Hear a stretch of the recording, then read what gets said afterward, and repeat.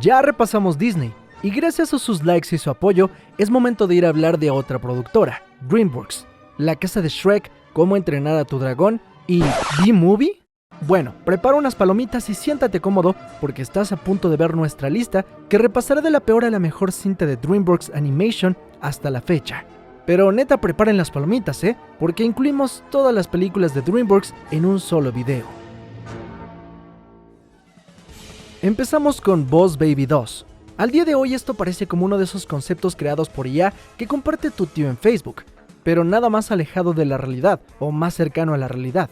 La cuestión es que la primera parte tuvo un éxito bastante decente, cosa que llevó a hacer una secuela que nadie ni en sus sueños más guajiros pidió. Y bueno, esta película sigue la fumada historia de la anterior, pero esta vez 30 años después, en donde vemos a los hermanos Tim y Ted siendo adultos. Aunque sinceramente parecen más niños súper desarrollados en cuerpos de adulto. La historia es bastante ridícula, ya que la hija menor de Tim, llamada Tina, resulta trabajar para Baby Corp, al igual que Ted en su momento. Y al estar atravesando una crisis en la que un villano hace que los bebés se porten mal, Tina decide pedir ayuda a Tim y a Ted, convirtiéndolos de nuevo en las versiones que vimos en la primera entrega, gracias a un suero especial. Y sí, de eso se trata la película. Quizá escuchándolo no parece tan malo, pero créanme que si la primera daba cringe por el simple hecho de ver a bebés comportándose como adultos, esta lo eleva aún más, mostrando situaciones que más que ser graciosas, te harán decir ¿qué b***? En fin, creo que sobran razones para decir por qué pienso que esta es la peor película animada de DreamWorks, que hicieron esta película, como dijo Don Cangrejo, por el varo, hijo. Seguimos con B-Movie, que quizás sea más recordada hoy en día por el desmadre que hizo Jerry Seinfeld promocionando esta cinta que por la propia película. Y es que parecía que Seinfeld estaba promocionando El Padrino de la animación, portándose inmamable en cada oportunidad. Y esos humos inflados se tradujeron hasta la película, ya que si la escuchas en inglés, la voz de Jerry Seinfeld como una abeja que hablaba con hueva está de la ch***. Y si la viste doblada, en este caso es algo positivo. Pero hablando de la película en sí, esta trata sobre una abeja que un día decide demandar a la humanidad por explotar a las abejas para obtener miel.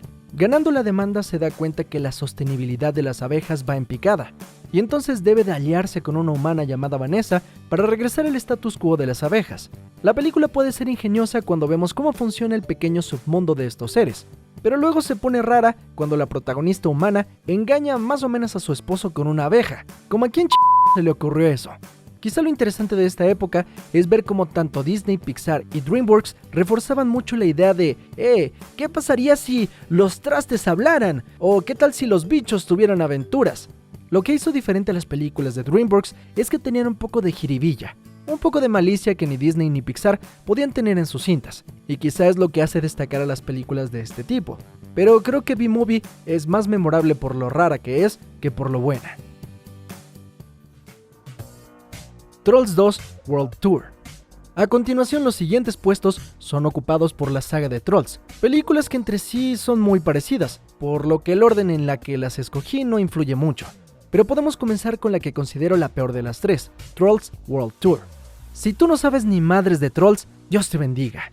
Pero te cuento que la primera película nos presenta a este grupo de trolls como una especie que disfruta de bailar, cantar y ser muy felices. Básicamente como si todos estuvieran bajo los efectos de una sustancia de dudosa procedencia, o sea, drogados. Aunque estos felices trolls tienen una contraparte llamados Vergens, quienes son infelices y les gusta comer trolls, por lo que secuestran a varios de ellos, motivo que hará que Poppy y Branch vayan en una misión para liberar a sus amigos. En la tercera película metieron la idea de que cada grupo de trolls se rige por un género musical distinto, entre los cuales destaca el rock. Los adeptos al rock buscan apoderarse de los demás reinos y unir forzosamente a todos los trolls bajo el poder del rock. ¡Arriba el rock, viejo aguado! Finalmente todos descubren que deben de trabajar juntos para que la música no muera. Si creen que se inspiraron en todos los rockeros rucos como yo para su premisa, me siento muy ofendido, pero tienen un poco de razón. Quizá el problema es que caen demasiado en los estereotipos de cada género musical, que aunque al inicio es chistoso, llega un punto en el que cansa. Aunque algo que sí hay que destacar es la animación que tiene, jugando con distintos estilos, efectos y texturas a lo largo de la película, y con escenarios que tienen mucha presencia y personalidad, algo que quizá podría ser mejor aprovechado en otro tipo de historia.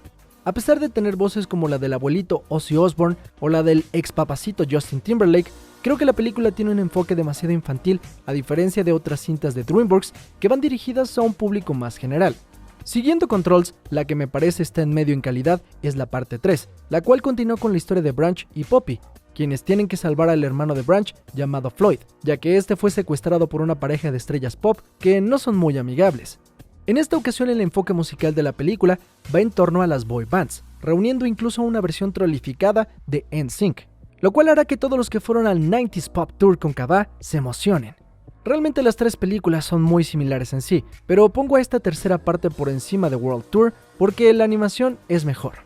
Pero sin duda de las tres, la mejor, por decirlo de alguna manera, es Trolls 1, aquella que inició todo, creando una fórmula que se convertiría en una mina de oro para DreamWorks. Aunque quizá no es la franquicia más famosa, querida o de mayor calidad del estudio, sin duda ha sabido ganarse su lugar con el paso de los años, reuniendo a su propio séquito de fanáticos, sobre todo los más pequeños. Trolls significó un gran éxito en cuanto a mercadotecnia, vendiendo miles de figuras y artículos, además de ser muy popular en streaming. Y es que aunque no hayas visto ni una película de estos seres, es inevitable mínimamente reconocerlos.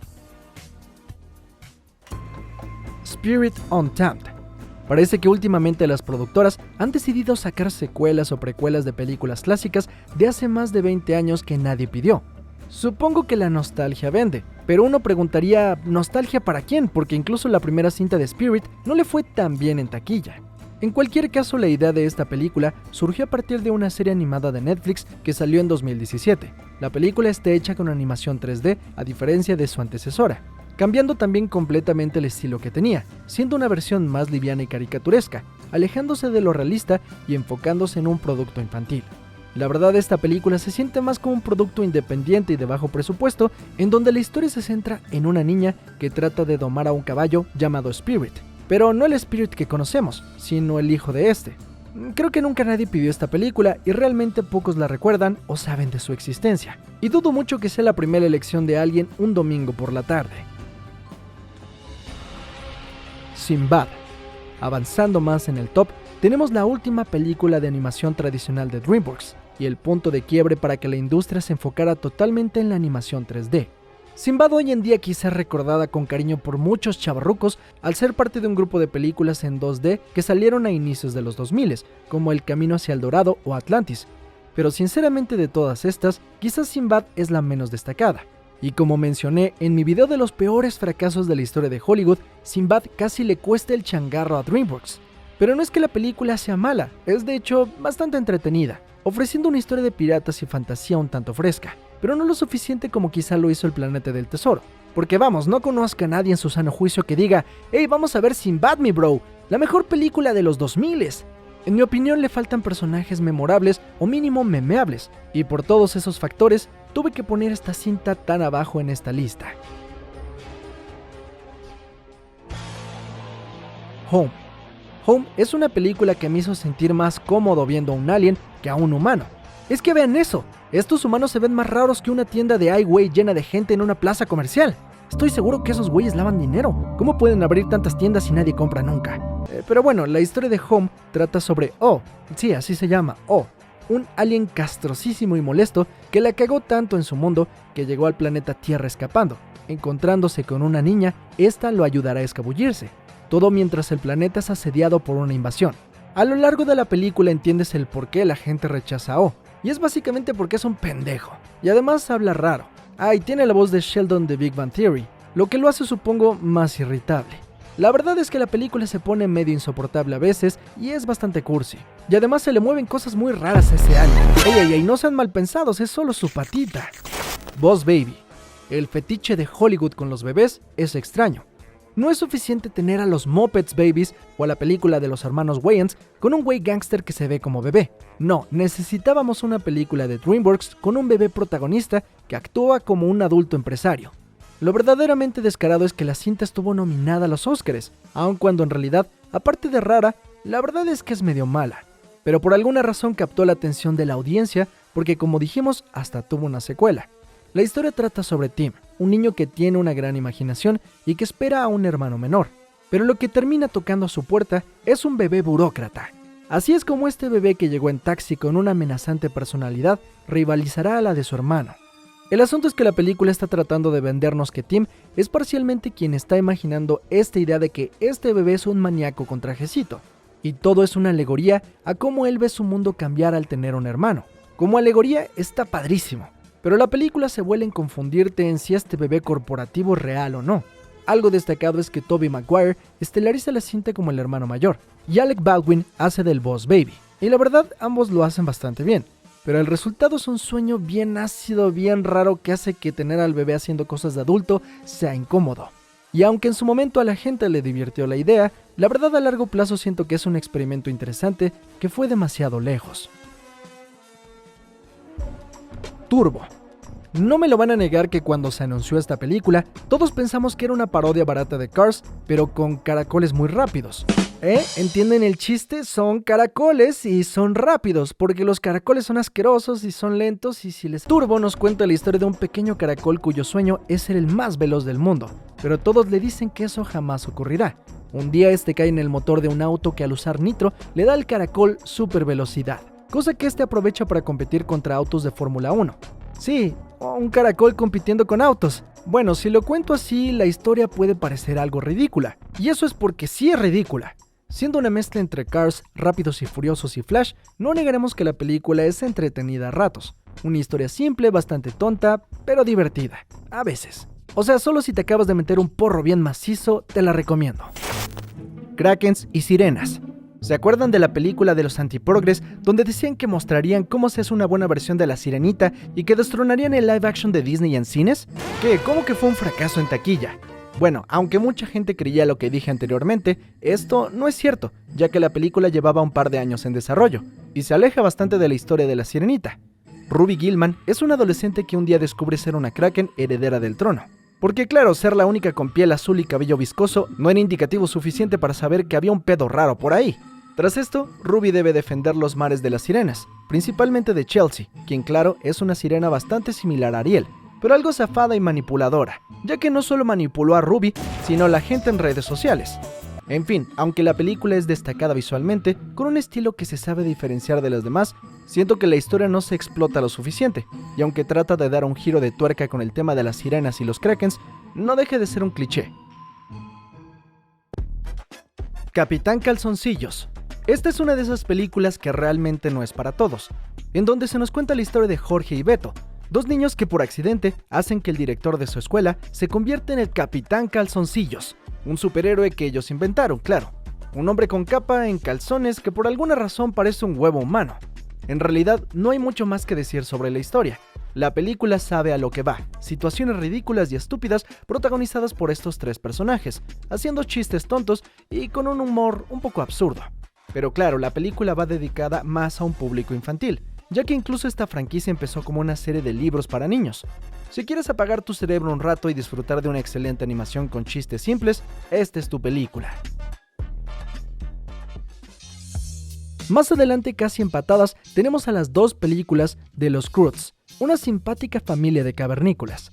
La historia nos centra en Eve, una joven que al estar cansada de estar encerrada en una caverna debido a las paranoias de su padre, decide explorar el mundo exterior, y gracias a esto conoce a un cavernícola llamado Guy, el cual parece ser alguien más adelantado, ya que usa calzado e incluso sabe de la existencia del fuego.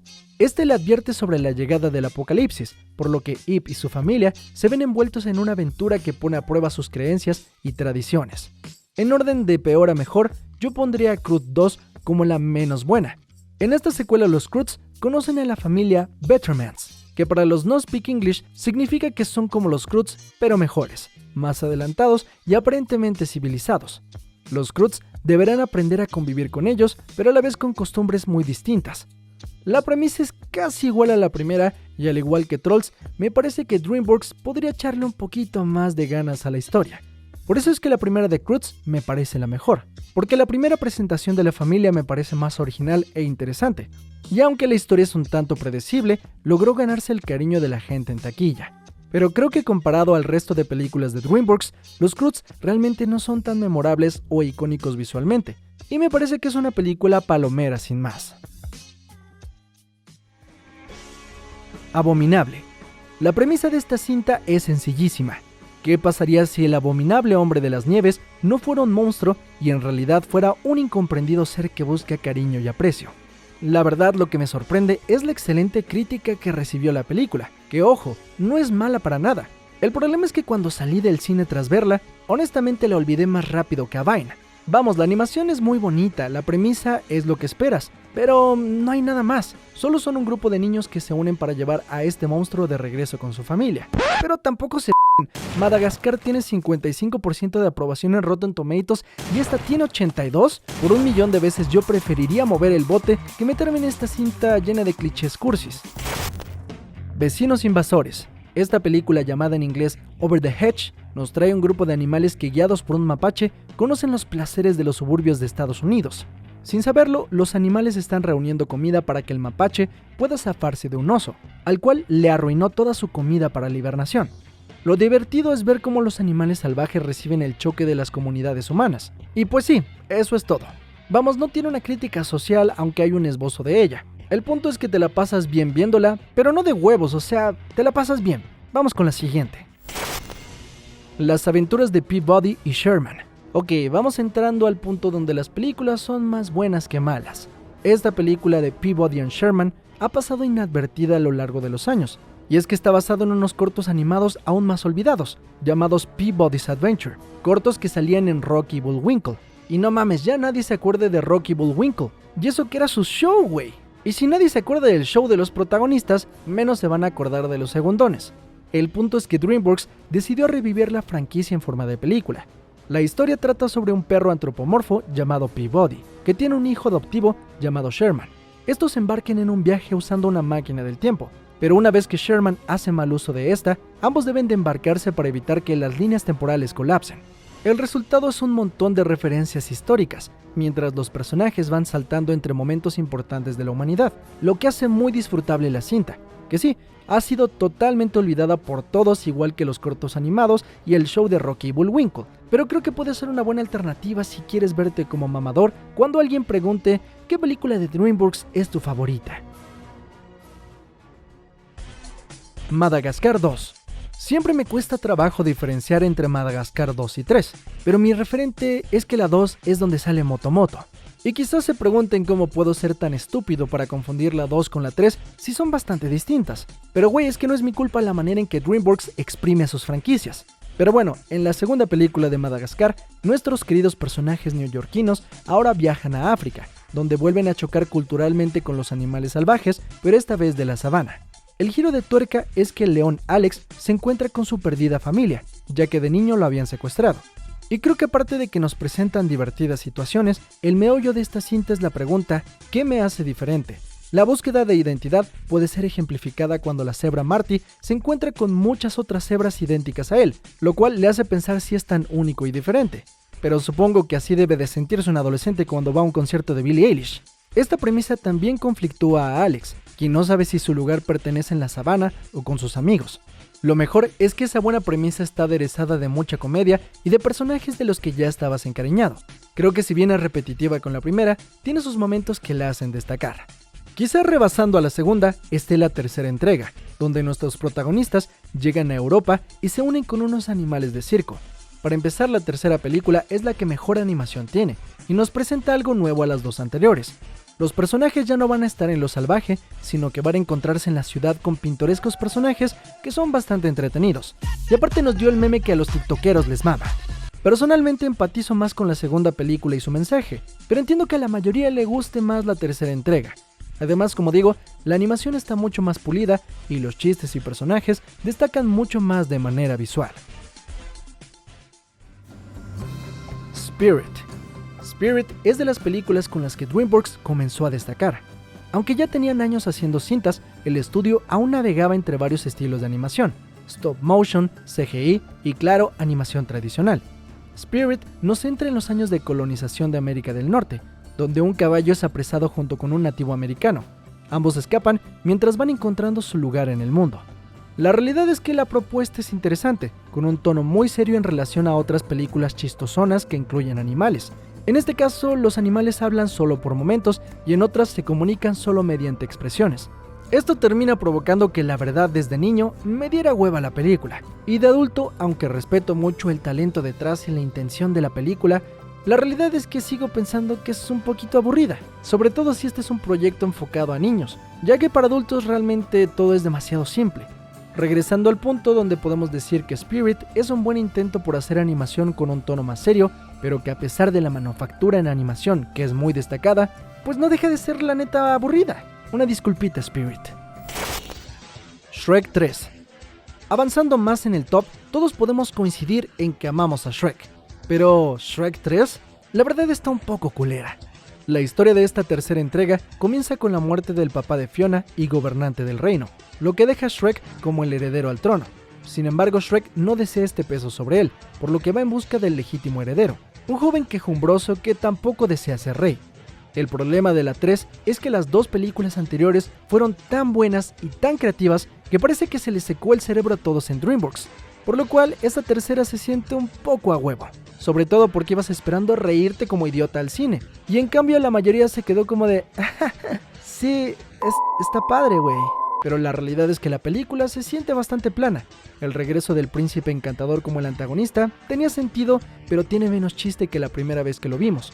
Quizás solo destacamos a Fiona y a su grupo de chicas, quienes son esta vez quienes enfrentarán a la amenaza. Pero comparativamente, aunque es gracioso, el chiste se acaba pronto. Y creo que tener una galleta enorme con I Need a Hero en la pasada fue mucho más emocionante que usar Immigrant Song con Blancanieves. Porque hasta las canciones choteadas hay que saber cómo chotearlas.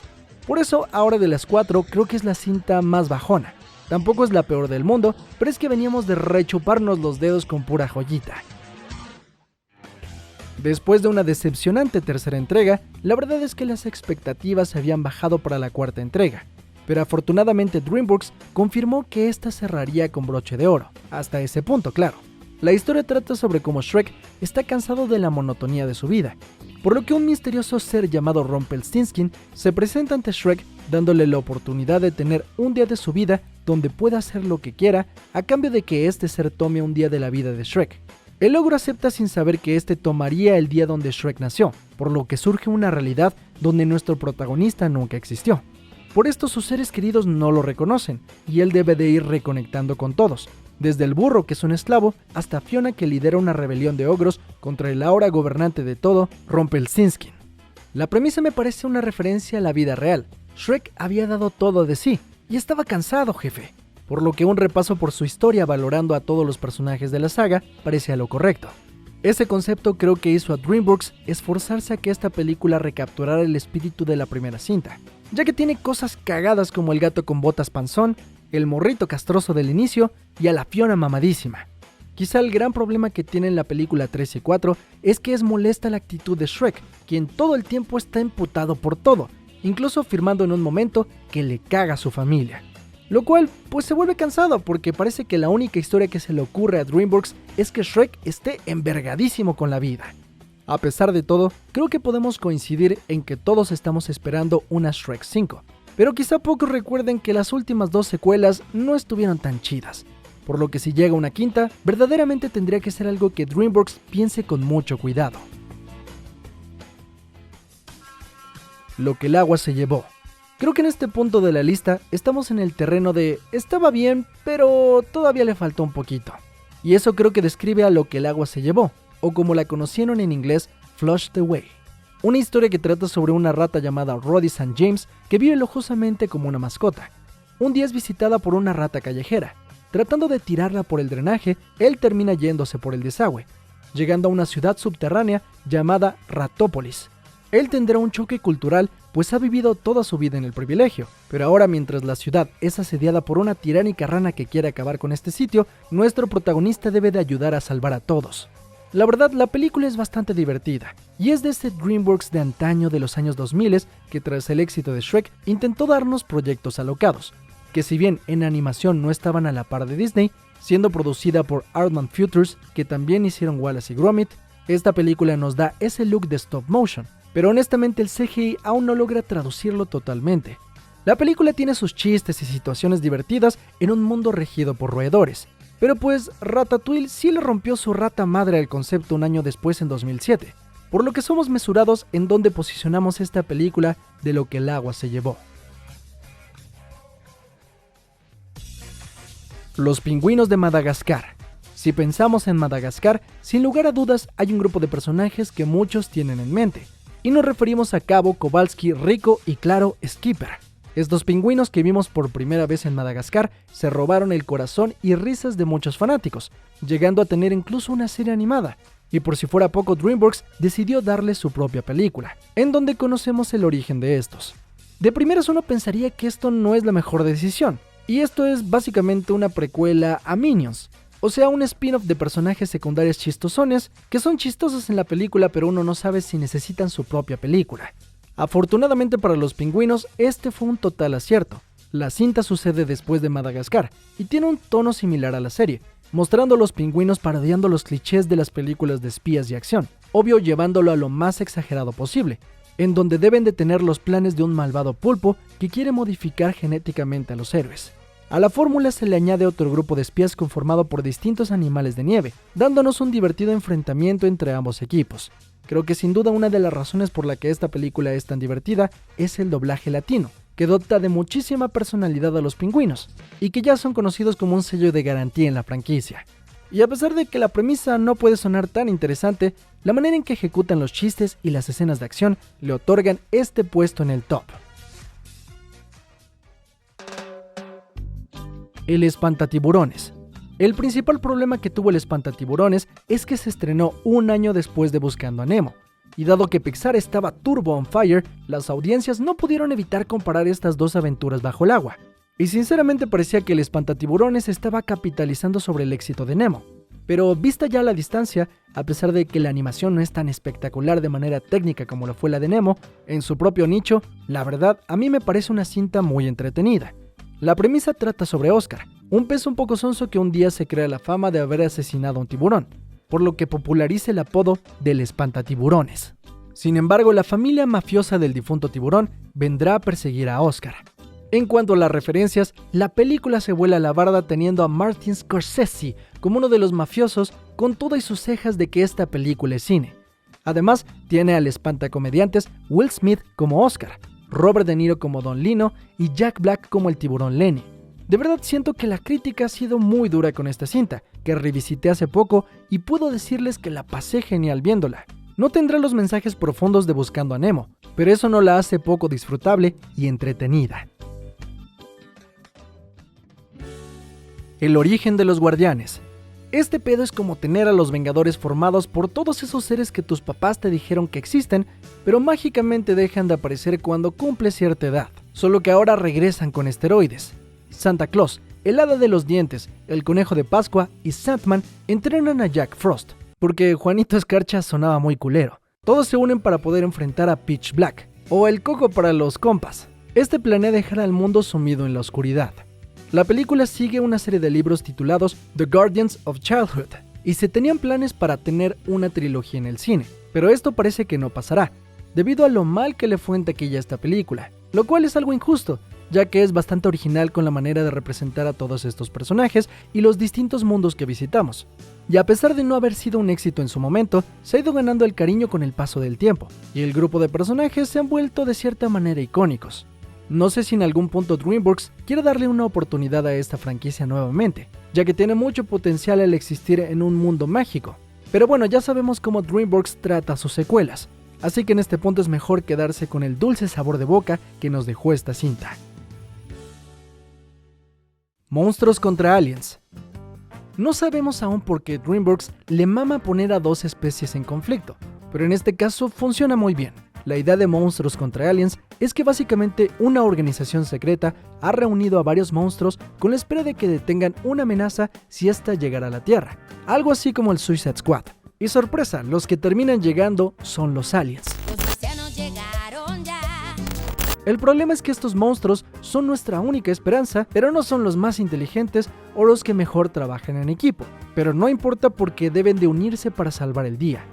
Honestamente, este es el DreamWorks que más me gusta, lleno de humor y referencias, en este caso a cintas de aliens como Encuentros cercanos del cuarto tipo o Guerra de los mundos. Y con una premisa divertida, lo destacado aquí es que muchos personajes se toman súper en serio y son over the top ante esta amenaza mundial, mientras que hay otros que simplemente son tontos y torpes, formando así una sátira muy graciosa. Quizá la más memorable de entre todos sea Genórmica, quien termina salvando al mundo por ser la más inteligente y hábil. ¡Lo estás haciendo bien! ¡Lo estoy haciendo todo! Y la película se disfruta porque es tu tipo de película a la Guardianes de la Galaxia, donde los personajes dispares deben de encontrar su punto en común para trabajar como un equipo, finalmente creando un vínculo especial entre ellos. Y pues sí, al final es como un tipo de película de superhéroes, pero con aire de sci-fi y diseños de personajes de los años 50 que son una mezcla muy entretenida. Kung Fu Panda 3. Un poco por encima, tenemos la tercera parte de Kung Fu Panda, y uno se pregunta, ¿qué sigue para esta franquicia? Porque ya se anunció una cuarta película. Po ya ha demostrado ser el guerrero dragón en más de una ocasión, derrotando a enemigos feroces, pero ¿y ahora? En esta tercera película, Po tendrá que ser el nuevo maestro del Kung Fu, ya que Shifu planea retirarse.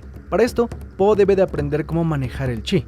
Además, descubrimos que el padre de Po sigue vivo y estos se reencuentran. Pero todo se complica ante la aparición de Kai, un antiguo guerrero que ha robado el chi de Wu-Wei para escapar del mundo espiritual, por lo que Po y compañía tendrán que derrotarlo. Quizá de las tres películas, esta es la que tiene al villano más flojo, y narrativamente es más de lo mismo, ya que a pesar de tener un enfoque espiritual, es redundante sobre los temas que ya hemos visto en las demás películas, mostrando una involución innecesaria en nuestro protagonista, subestimando un poco a la audiencia y dándonos una entrega más infantil que las anteriores. Eso sí, tiene las mejores secuencias de acción y coreografías de la trilogía, que quizá con una historia y motivaciones mejor desarrolladas, esta película podría estar más arriba en el top, con todo y el buey ese con aire de Kratos. Ants. Esta es otra cinta de esas que junto con El Espantatiburones se vio muy afectada por una cinta de Disney. Hay mucha polémica en relación a quién tuvo la idea original de contar una aventura de hormigas, pero el resultado es que Bichos de Pixar tuvo el impacto cultural más importante a la larga. Sin embargo, como pasa con otras cintas de este top, analizándola por su cuenta, Ants es una película bastante interesante y propositiva, que dándole otra oportunidad pudo ser mucho más impactante para el cine. La historia trata sobre una hormiga llamada Zeta, que un día se enamora de la hija de la reina de la colonia. A la par, para poder verla, un día suplanta a un amigo como soldado, dándose cuenta que uno de los generales busca crear un golpe de estado. Sorprendentemente para muchos, la película trata temas como el autoritarismo, la manipulación de las masas y temas como la guerra que hacen que te preguntes, oye, ¿pero qué esta mierda no es para niños? Pues quizá eso es lo que lo diferencia un poco de Bichos, que si bien ya se sabe que el cofundador de DreamWorks, Jeffrey Katzenberg, pudo haberse llevado la idea cuando trabajaba en Disney, la realidad es que la presentación de Ants es una versión más sórdida y seria de lo que es la cinta de Pixar. Y aun cuando tenga una trama y mensaje similar, esta tiene su propio giro, con una animación que no es del todo amistosa con los niños, pero que está cargada de personalidad. Y miren, como alguien que la vio por primera vez de niño, les puedo decir que la sensación al terminar de ver la película fue como de, ¡ay güey! Esto está pesado, hermano. Al día de hoy creo que ha adquirido un mayor respeto a pesar de que al inicio no fue un gran éxito en el año 1998, justo en el nacimiento de este estudio de animación. Bad Guys. Bad Guys hace parte de la nueva moda de animación híbrida con 2D y 3D. Quizá menos marcada que Gato con Botas de Last Wish, esta cinta va hacia lo cartoony, en una aventura donde un grupo de maleantes un día deciden reformarse. Más o menos. Hay referencias a cintas de robo y hasta películas de Quentin Tarantino, y lo que divierte es cómo estos malos no pueden dejar de ser malos. Quizá lo llamativo es cómo esta cinta, que va dirigida a un público más joven, niños o preadolescentes, que en general está llena de chistes un tanto bobos, luego da saltos a temas más adultos. Pero la verdad lo voy a decir, creo que la película está un poco sobrevalorada, porque sí, la animación está sobre los estándares de calidad creativa del medio en Hollywood, y es tan buena en ese aspecto que parece que la película es mejor de lo que en realidad es. Que, bueno, hay que admitir que tiene un exceso de chistes de pedos. Pero si eres fan de la animación, de entre todas en esta lista, Bad Guys va a ser atrapante al ojo. Y hablando de los ojos, la neta esto es lo que más me gusta de la animación, ya que hace mucho que no vemos ojos de puntitos, y realmente hay algo ahí que le da mucha expresividad siendo animados en 2D. Pero en fin, con una narrativa muy fluida, es probable que quedes atrapado, aunque para mí hay otras en esta lista, menos perfectas en el apartado visual, pero que son más divertidas. Gato con Botas. Recuerdo que entré al cine esperando que esta película fuera una mierda, y es que hemos repetido bastante que DreamWorks la verdad exprime sus franquicias gacho, y este spin-off parecía sobrado a la distancia, pero cuando salí de la sala tras ver la película, la verdad me sorprendió haber terminado con un buen sabor de boca. La historia nos muestra los orígenes de Gato con Botas, pero más importante centra la aventura en la búsqueda de unas habichuelas mágicas, las cuales llevan a un mundo mágico. En esta travesía, Gato se enfrenta con Humpty Dumpty y Kitty Patitas Suaves, aunque eventualmente se debe de unir a ellos para cumplir su misión. De todos los personajes de Shrek, el Gato con Botas fue un fenómeno en su momento. Había señoras con tazas del Gato con Botas en sus oficinas, señores con playeras del personaje reventando al gato con su panza. Ustedes no saben, era como el Baby Groot de nuestros tiempos. Pero pensar en una película dedicada enteramente a él, eso sonaba mal. Pero si ves esta película, vas a encontrar que tiene un aire muy similar a Shrek, pero la diferencia son las miras que tiene hacia la aventura. Aún conserva la comedia, siendo parte esencial de la narrativa, pero a diferencia de las últimas secuelas de Shrek, la historia es más importante que las bromas, haciendo que quedes bastante vinculado con Gato y Kitty. Además que tiene una dosis de ternura que solo dos gatitos peluditos podrían darte en pantalla. Esa sensación de ser envuelto en una historia intrépida con bromas momentáneas dan como resultado una excelente tarde de películas. Kung Fu Panda 2. Para muchos, esta es la mejor de la trilogía. Incluso gran parte de los fans de DreamWorks consideran a Shen como uno de los mejores o incluso el mejor villano del estudio.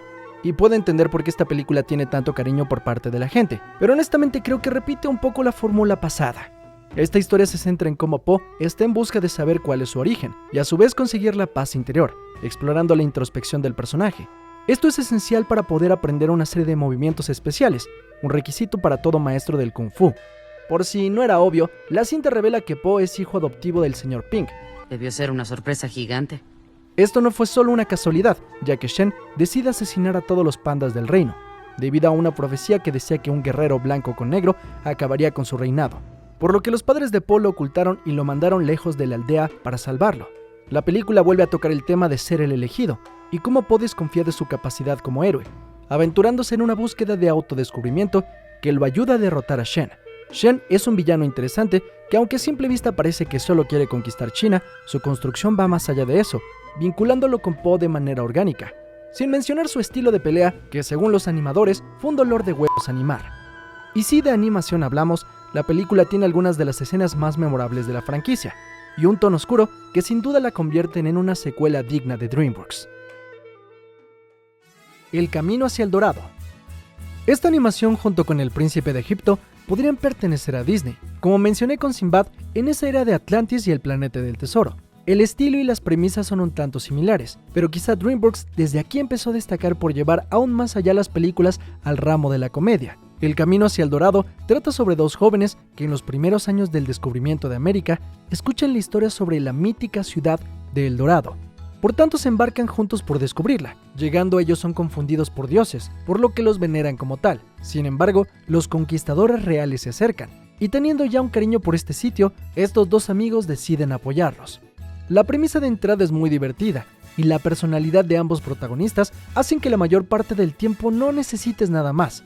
Creo que puedo comparar fácilmente a Julio y a Tulio con el personaje de Cusco de las aventuras del emperador, donde sí, la narrativa es importante, pero el desmadre es lo que importa. Aunado a eso, el clímax de la cinta es bombástico, con un monstruo de piedra prehispánico mamalón. Como digo, esta es la mezcla noventera que miraba hacer películas animadas aventureras con propuestas de ser un blockbuster. Básicamente esto podría ser un live action y hubiera sido un hitazo. O bueno, no, porque quizá a algunos chavos de los 2000 les sorprenderá saber que la cinta fracasó en taquilla, reuniendo solo $75 millones de los 95 que costó hacerla. Por eso es obvio que DreamWorks tuvo que repensar el tipo de películas que iban a hacer en el futuro, centrándose más en el contenido de comedia que en la escala. Pollitos en fuga. Cuando eras niño seguramente esta película te hizo pensar dos veces antes de darle una mordida a tu pollito del pollo feliz. En el año 2000, DreamWorks presentó su primer largometraje utilizando la técnica de stop motion, dando así vida a Pollitos en fuga. La premisa de la película nos adentra en una granja, específicamente en un gallinero, en donde un grupo de gallinas están en un constante intento por escapar. Fallando día a día, todo cambia cuando un gallo llamado Rocky llega al lugar intentando ayudarlas. Si tienes 50 años, probablemente esta trama te suene conocida, y es que esta película nació como una parodia al gran escape de Steve McQueen, cosa que no limitó a la película para aventurarse a explorar otros temas para enriquecer la historia. Esta es una película que desde niño me ha encantado, y es que tiene un buen equilibrio entre comedia y un toque oscuro que sinceramente te saca de pedo cuando eres pequeño. haciéndote a ti como espectador sentir la necesidad de escapar. Las secuencias de animación al día de hoy se siguen viendo increíbles y pulidas, y cada protagonista tiene una personalidad bastante marcada que te hace disfrutar de la intervención de cada uno de ellos. No por nada podemos considerar a Pollitos en Fuga como un estandarte del stop motion, que significó un área de gran crecimiento para este arte, ya que al día de hoy sigue siendo la película de stop motion más rentable en taquilla. Madagascar.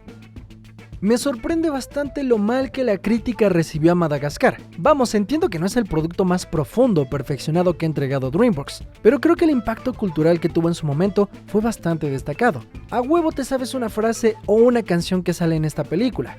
La primera entrega de Madagascar nos sitúa en un zoológico en Nueva York, donde un león, una cebra, un hipopótamo y una jirafa viven sus días de manera pacífica, pero un día la cebra Marty decide que quiere buscar la libertad, provocando un escape que indirectamente causa que sean liberados en la naturaleza.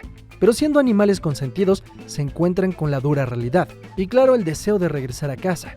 La verdad es que en inglés el cast es muy bueno. Ben Stiller, Chris Rock, David Schwimmer, Sacha Baron Cohen. Pero vamos, en Latinoamérica no nos quedamos atrás. El doblaje incluso me parece mejor que el idioma original, destacando a Alfonso Obregón como Marty y a Mario Filio como el Rey Julian. Los actores hacen que la aventura sea muy divertida y memorable, claro, con esa canción de "Quiero mover el bote", que seguramente en su momento tenía hasta la madre a los papás, pero que a la larga es una linda memoria de ese DreamWorks de antaño, que nos daba películas divertidas y con referencias culturales que se sentían frescas. Y la verdad es que revisité la película hace poco y debo de decir que me gustó igual o más que cuando era niño. Simplemente el ritmo de los chistes es muy dinámico y además tiene una dosis de humor físico que quizá ya no es tan común en animaciones actuales. Últimamente se ha perdido la idea de que las animaciones pueden torcer la realidad o distorsionar a un personaje con el fin de hacernos reír. Y bueno, aunque las secuelas tendrían premisas más ambiciosas, para mí la 1 es la más icónica, y que han posicionado a DreamWorks como un estudio con personalidad. Kung Fu Panda. Si hay algo que caracteriza a DreamWorks es el hacer personajes carismáticos y memorables. ¿Y quién pensaría que un panda gordito que hace Kung Fu podría ser uno de sus estandartes más emblemáticos? Kung Fu Panda nos cuenta la historia de Po, un panda algo hiperactivo y con sobrepeso que sueña con aprender Kung Fu, pero el destino tiene planes más grandes para él. Convirtiéndose en el elegido para ser el guerrero dragón, este tendrá que entrenar junto con Shifu y los 5 furiosos para enfrentar a Tai Lung, quien amenaza con destruirlo todo. Una historia sencilla y que va al grano, que a pesar de ser en gran parte una comedia, la película se toma bastante en serio en momentos clave, permitiendo el desarrollo de sus personajes, llegando a tocar temas un tanto más complejos, lo que ayuda a que esta sea una historia que cualquiera pueda disfrutar. A pesar de que a simple vista Kung Fu Panda parece una película de comedia que parodia las artes marciales chinas, realmente la complejidad detrás de la producción es mucho más que eso, teniendo un gran estudio de la cultura china y las artes marciales que vemos en pantalla, llevando la animación de esos años a un nuevo nivel nunca antes visto, que logra mantenerse hoy en día. Esto sin mencionar a sus personajes bastante carismáticos, como lo son los 5 furiosos y Po, que claro en inglés su voz es prestada por Jack Black y que en el doblaje latino nos hizo querer un poquito más a Omar Chaparro. Te perdono. Como les dije, ya se tiene planeada Kung Fu Panda 4, pero hasta el momento en el que estamos haciendo este video aún no se estrena esta película, así que si tú eres de un futuro no muy lejano, dime en qué lugar la pondrías en este top. Wallace y Gromit, la batalla de los vegetales. El stop motion es un arte que se ha perdido con el tiempo, por eso Wallace y Gromit ya llevan ventaja, pero además de la manufactura física, la verdad es que la historia también es bastante encantadora. Wallace y Gromit es una animación inglesa de Aardman Animation, y si bien ya existía una serie antes y otras cintas, esta en particular, la de la batalla de los vegetales, destaca por ser una coproducción con DreamWorks. Es cierto que lo que conocemos ahora de la animación de DreamWorks no tiene mucho que ver con Wallace y Gromit, pero fue una fortuna el que se hayan cruzado ambas productoras. Hablando sobre la historia, esta es bastante sencilla. Se centra en un misterio sobre un ladrón de vegetales ante un gran concurso. La investigación parece sencilla, pero esta nos llevará a descubrir que hay algo más grande detrás. Admito que el tipo de humor y de historia que usa Wallace y Gromit puede no ser para todos, pero es ese toque de humor inglés lleno de excentricidad con la que la dupla de un inventor un poco tonto con su perro súper habilidoso que lo rescata siempre, que dan como resultado algo que se siente cálido y entretenido. Megamente. Creo que pocas películas me han hecho reír como estúpido como lo hizo Megamente. Obviamente también creo que me agrada, pues es una parodia de todo lo que tiene que ver con superhéroes. La historia trata sobre un supervillano que siempre ha buscado destruir al héroe. Un día aparentemente termina ganando, pero conforme avanza la cinta, Megamente se queda sin propósito, por lo que crea un nuevo super. Sin embargo, este no quiere hacer el bien, por lo que ahora el villano tiene que volverse el héroe y salvar el día. Esta cinta yo la veo como si fuera Los Increíbles de DreamWorks. Esto nos da la oportunidad de ver la historia de los supers con una nueva perspectiva. Esto quiere decir con un humor que puede pasarse de rosca por momentos y con toques irónicos muy marcados. Además, claro, le da el centro de la historia al villano, cosa que no era tan común antes, por lo cual es muy divertido ver cómo todo el tiempo se esfuerza por ser más terrible. Estoy temblando con mis botas de foca bebé a la medida. Al punto donde el propio personaje se aburre de haber conquistado el mundo. En el proceso digamos que se enamora de la Lois Lane de Superman, con la que crea un vínculo bastante profundo, lo que nos da un vistazo a qué pasaría si Lex Luthor enamorara a Lois Lane. En general, como fan del asunto de los superhéroes, la verdad es que los giros me parecen divertidos y las referencias entretenidas, con guiños sobreentendidos que logran darle la vuelta al concepto. Sin duda, pasas un buen rato viendo esta película. El Príncipe de Egipto. No sé por qué, pero sinceramente cuando era niño tenía una obsesión con esta película. De niño me gustaban las cosas que por alguna razón se tomaban súper en serio, como Batman la serie animada. Y bueno, ¿cómo no lo iba a ser El Príncipe de Egipto si es una película que adapta a Moisés y su escape de Egipto? El tema es religioso, sin embargo nunca es dogmática la cinta. El Príncipe de Egipto simplemente cuenta la historia de cómo Moisés fue adoptado por los egipcios y luego, descubriendo su destino, decide guiar a su pueblo hacia la libertad. Para empezar, visualmente es una de las cintas mejor logradas de DreamWorks, en un 2D que no siempre sería sello de la casa, pero que en este caso logra darnos una imponencia en la historia sobria que está contando, pero con un toque, voy a decir, de fantasía. Y lo digo con respeto si tú eres creyente, porque bueno, la realidad es que los visuales nos llevan más hacia películas como Atlantis o El Planeta del Tesoro, más que otras interpretaciones de la Biblia como los 10 mandamientos. Digamos que la animación les dio la oportunidad de explorar las posibilidades de la narración, donde las plagas que azotan a Egipto, o el Nilo tiñéndose de sangre, o el mar partiéndose en dos, todo tiene un impacto que te hace pensar, no mames, no sé si eso es verdad o no lo que viene en la Biblia, pero la narrativa está cabrona, hermano. Además, el desarrollo de personajes de Moisés y Ramsés es algo bastante complejo en algo destinado a niños. Ninguno de los dos es totalmente bueno, y tienen bastantes hechos reprobables que crean lecciones más importantes que el bueno le gana al malo. Más bien es la redención que busca cada personaje los que forja su destino. La crudeza pero la inventiva de la cinta hacen que la película pueda ser visto por niños y por adultos, y ambos pueden sentirse inmersos en una historia que, más allá de la connotación religiosa, es sumamente interesante. Literalmente, por Dios, si no has visto El Príncipe de Egipto, te recomiendo que la veas cuanto antes. Gato con botas, The Last Wish. Cuando llegó esta cinta, la verdad es que sí tenía el recuerdo de que la primera película del Gato con Botas me había sorprendido, pero me sorprendió más que hubieran dado luz verde a una secuela, no porque la anterior fuera mala, sino porque el mame de Shrek ya había pasado hace bastante tiempo.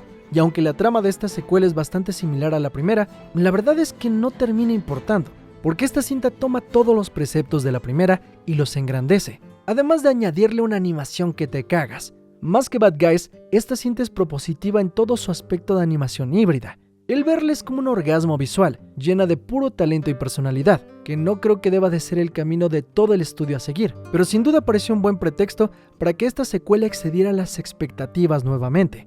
La historia trata sobre cómo el gato con botas le queda solo una vida. Acechado por la muerte, necesita encontrar a la estrella de los deseos para pedir más vidas. En el camino es acompañado nuevamente por Kitty Patitas Suaves y el nuevo y adorable personaje de Perrito. Pero esta vez, nuevos personajes de cuentos se cruzarán en el camino intentando llegar a la misma meta. Como ven, la premisa es básicamente la misma que la primera: encontrar un objeto y llegar a un mundo mágico con un tesoro muy preciado. En el camino los personajes se irán traicionando para finalmente encontrar la bondad en sus corazones para salir adelante. Y no me molesta para nada que sea la misma premisa, porque esta vez perfeccionaron la narrativa. Si bien el mensaje es el mismo, el acecho de la muerte hace que se sienta más intensa la búsqueda en esta ocasión, y las personalidades de cada animal son mucho más definidas, haciendo que sean más entrañables. Además, claro, no deja de ser tierna y divertida la cinta, y con una dosis de animación que está en éxtasis, el resultado es una cinta absolutamente brillante en todos los sentidos, con ese toque cómico de DreamWorks, pero también con esa seriedad que abarca temas como la muerte de una manera que los niños puedan abordarla sin necesidad de que sea un tabú, en cambio manejándola de manera inteligente para tocar temas importantes y mensajes memorables. Nunca esperé decirlo, pero Puss in Boots volvió a romperla. Shrek. ¿Qué se puede decir que no se sepa sobre esta cinta?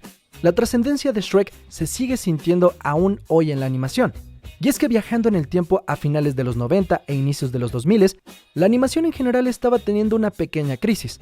Por un lado, Disney estaba terminando sus años dorados donde innovaron en crear historias frescas, sobre todo basados en la comedia, pero estaban empujando para llevar a la animación a ser grandes blockbusters. Sin embargo, fracasaron.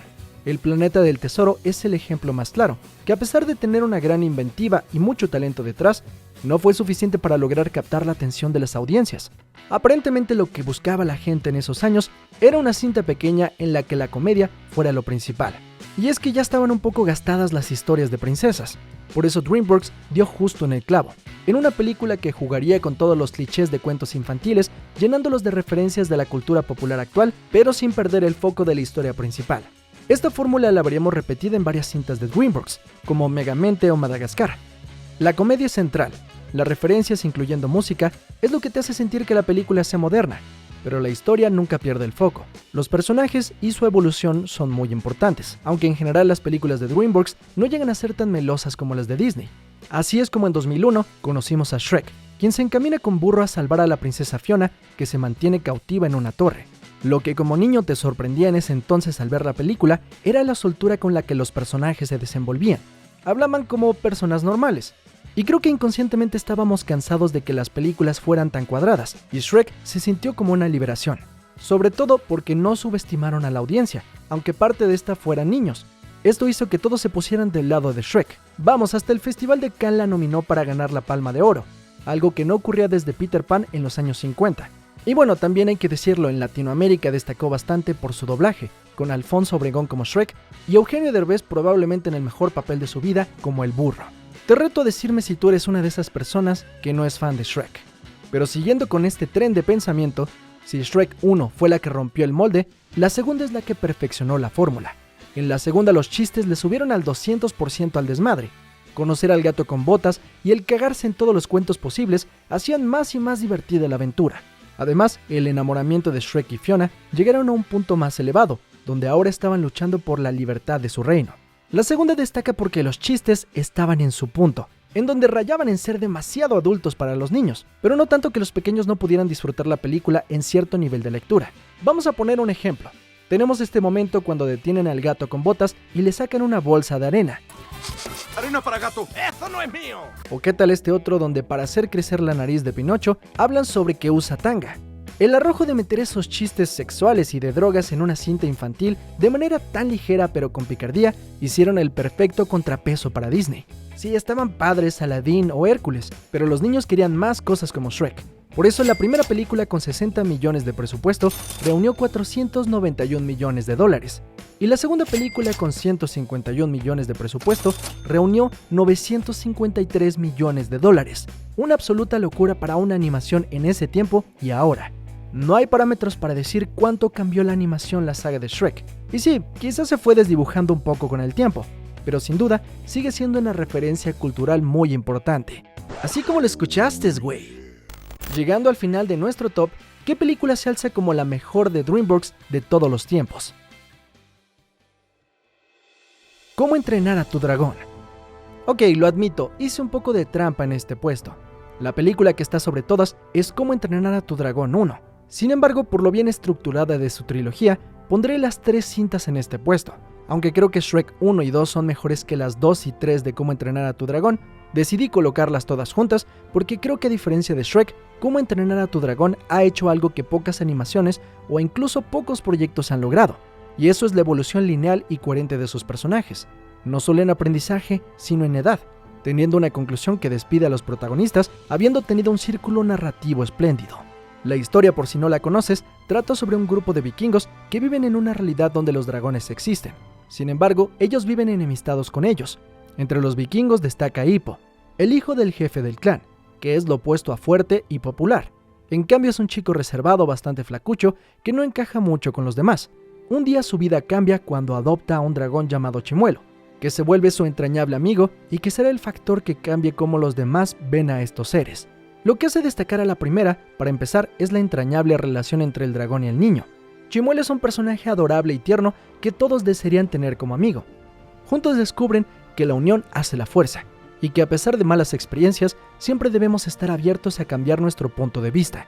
Esto ejemplificado en el padre de Hippo, estoico el Basto, quien después de perder a su esposa por culpa de un dragón, queda totalmente enemistado con ellos. Además de las lecciones de vida, lo que destaca es la animación, que logra empatar con lo que DreamWorks había hecho antes, dotándolo de personalidad en un mundo fantástico que es divertido como emocionante. A quienes les debemos este trabajo es Dean DeBlois y Chris Sanders, quienes nos regalaron Lilo y Stitch. Tras ese éxito se mudaron de Disney a DreamWorks y lograron mantener esa esencia que hace buenas a las cintas de Disney, pero llevándolas a su propio mundo, donde pudieron expandir sus ideas a lo grande. Pero la cosa no acaba ahí. En la segunda película, la historia de Hippo continúa. Ahora todo su pueblo, que antes despreciaba a los dragones, han aprendido a vivir juntos en armonía. Sin embargo, un misterioso hombre llamado Drago está reuniendo a todos los dragones que puede para conquistarlo todo. En medio de esta situación, Hippo descubriría que su madre no estaba muerta, y en cambio había estado protegiendo a los dragones de este hombre. En esta segunda película la animación es una locura, aunque conserva el estilo cartoony, los detalles en los cientos de dragones que vemos son impresionantes, y más aún es descubrir el camino por el que nuestro protagonista tiene que crecer. No solo tiene que enfrentar que está destinado a ser el próximo líder de su pueblo, sino debe de enfrentar que la realidad es cruda y violenta. La pérdida de su padre y el cuestionamiento de los valores que había aprendido en la primera cinta cuestionan la amistad con Chimuelo y plantean un reto moral interesante para el protagonista, en una de las pocas sagas donde realmente vemos evolucionar al personaje. Pero ahí no acaba la cosa, porque en la tercera cinta de la saga, Hippo está por convertirse en adulto. Así es, rompiendo la maldición de Peter Parker, creciendo y madurando, e incluso ahora hasta Chimuelo ha encontrado una novia. En el cierre de la saga, ambos personajes deben enfrentarse con su nuevo enemigo, que los hará luchar por todo lo que han construido a través de los años. La saga cierra con tintes de humor y con una emocionante batalla final donde verdaderamente los creadores se atreven a dar un cierre a la historia, permitiendo que los personajes evolucionen y tomen su camino sin necesidad de unirlos indefinidamente a 1000 secuelas, lo que termina en un adiós que sí es triste, pero también deja un excelente sabor de boca, resumiendo así una de las trilogías mejor logradas, no solo de la animación, sino del cine en general. Cómo entrenar a tu dragón es una clase maestra de narrativa, de evolución de personajes y, claro, de animación. En ese cruce único que ha hecho a DreamWorks no solo una alternativa a Disney, sino una casa propia con personalidad e historias que llegan a otros horizontes. Y por eso, Cómo entrenar a tu dragón me parece es lo mejor que tiene DreamWorks en toda su historia. Y bien, ahí lo tienen. Esa es nuestra lista de lo peor a lo mejor de DreamWorks. A ver, tampoco vamos a decir que es un top inamovible, y estamos muy abiertos a escuchar qué películas cambiarían de lugar. Les recuerdo que pueden ver videos similares sobre Pixar y Disney. Y bueno, estamos viendo si hacemos uno de Sony Animation o Illumination. Por ahora, eso es todo. Yo soy Mr. X, nos vemos en la próxima.